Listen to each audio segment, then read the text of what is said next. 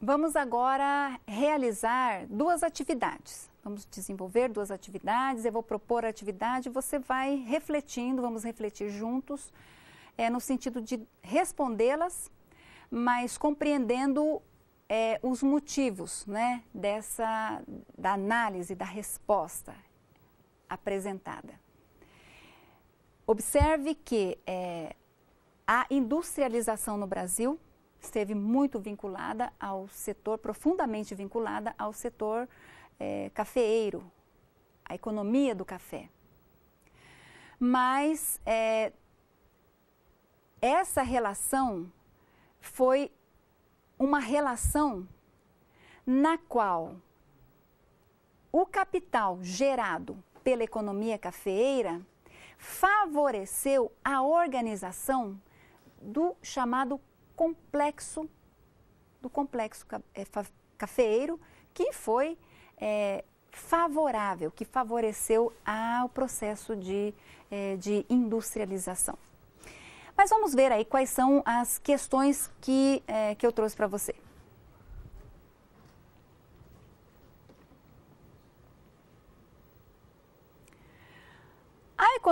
Atividade 1. A economia brasileira entra no século XIX de maneira precária, né? De maneira precária. Por quê?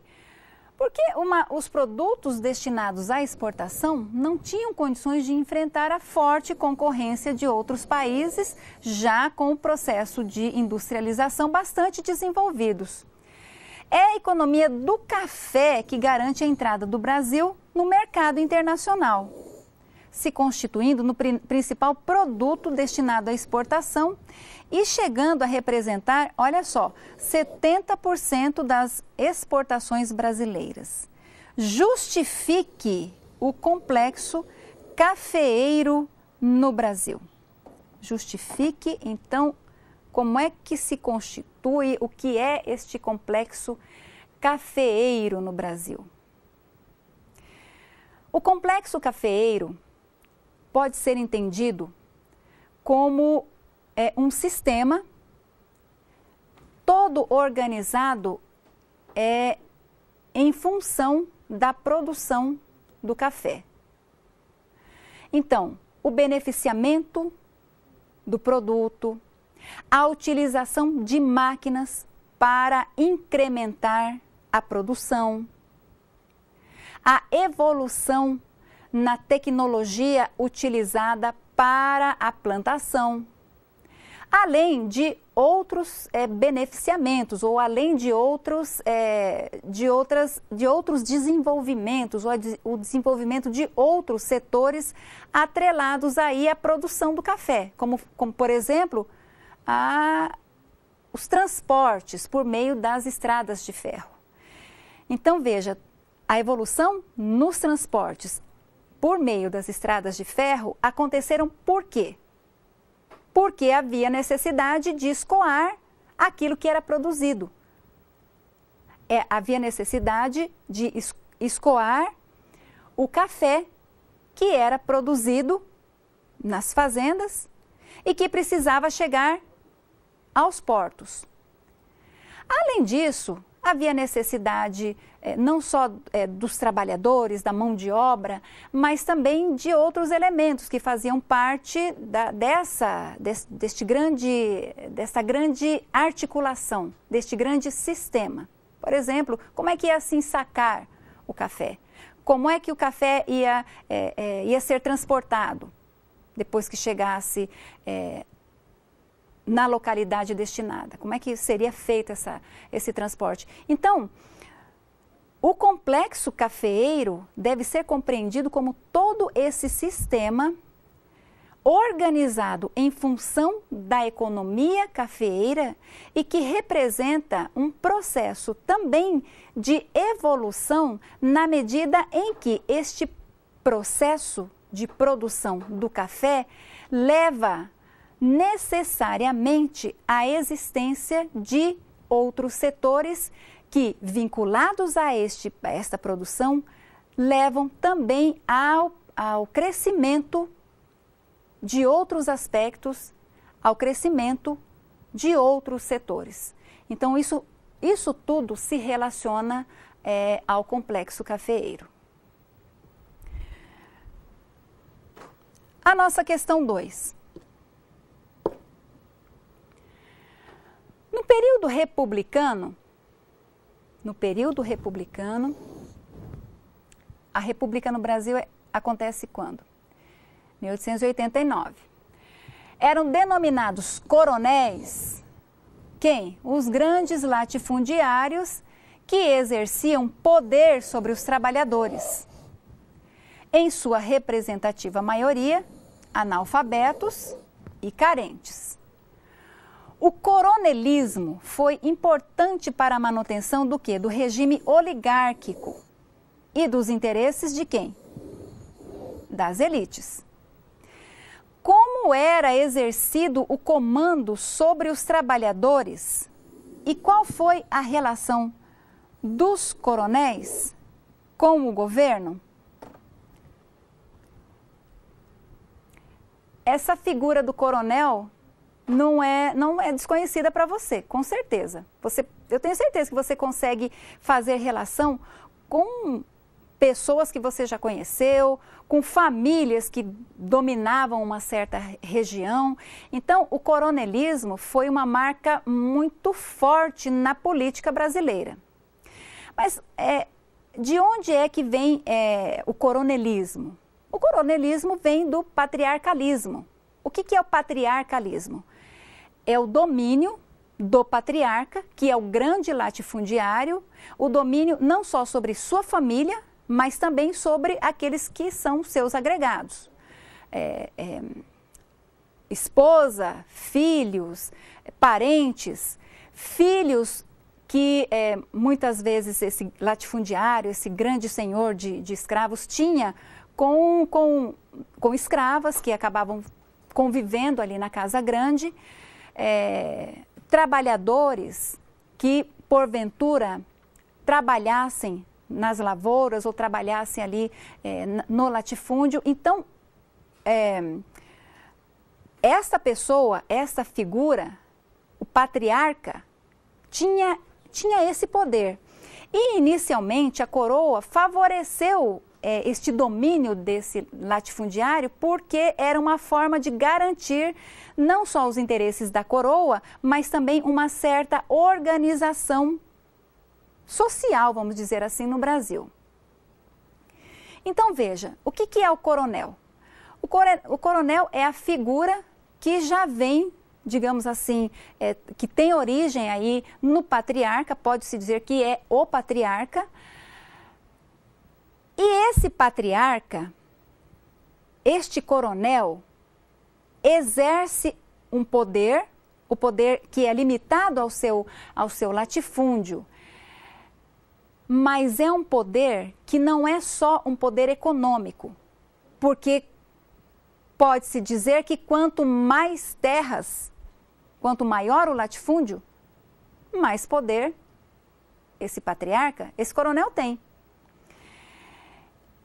Ao lado do poder econômico, vinha o poder político. Porque o que é que o patriarca procurava garantir? As benesses, os benefícios, enfim, para os seus familiares. Os benefícios para aqueles que lhe fossem agregados. O coronel era o patriarca e a lógica funcionava da mesma maneira.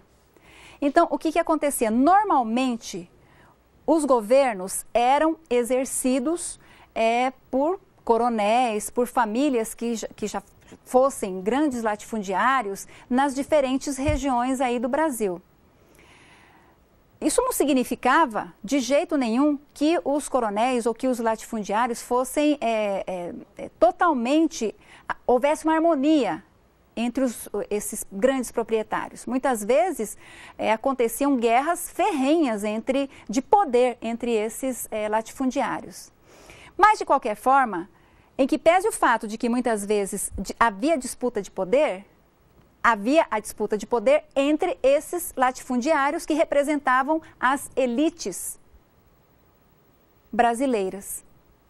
Os grandes latifundiários estavam representados no poder, estavam representados no governo. E aí, eles iriam e eles faziam o governo conforme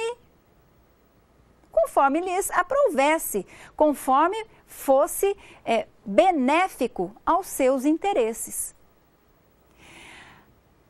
Ainda que para isso precisasse submeter as pessoas que estivessem ao seu lado, que lhe fossem agregados.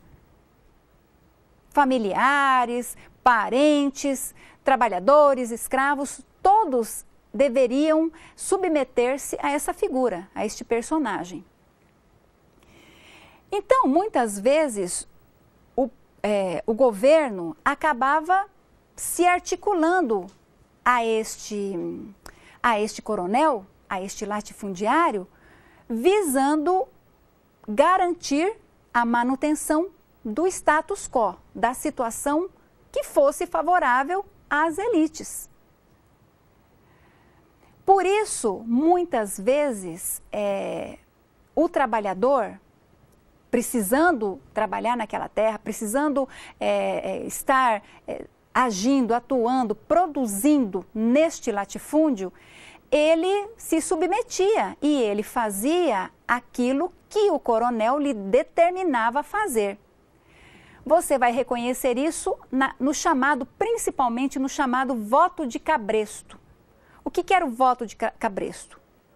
Era o voto que era o ato de votar que era outorgado, digamos assim, para uma determinada pessoa, que se tivesse vínculo com um determinado latifundiário, com o coronel, estaria, claro, votando naquele indicado por esse coronel, de maneira a manter a situação social e política do Brasil, do país, conforme fosse melhor para as elites oligárquicas que aqui dominavam.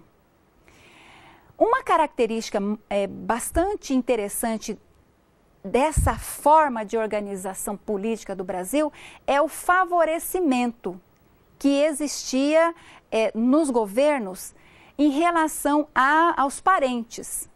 Era o favorecimento, não havia uma divisão entre aquilo que era público e aquilo que era privado. Isso foi chamado pelo o teórico Sérgio Buarque de Holanda como características do homem cordial. Então, o que era esse homem cordial? Era o homem cortês, o homem educado?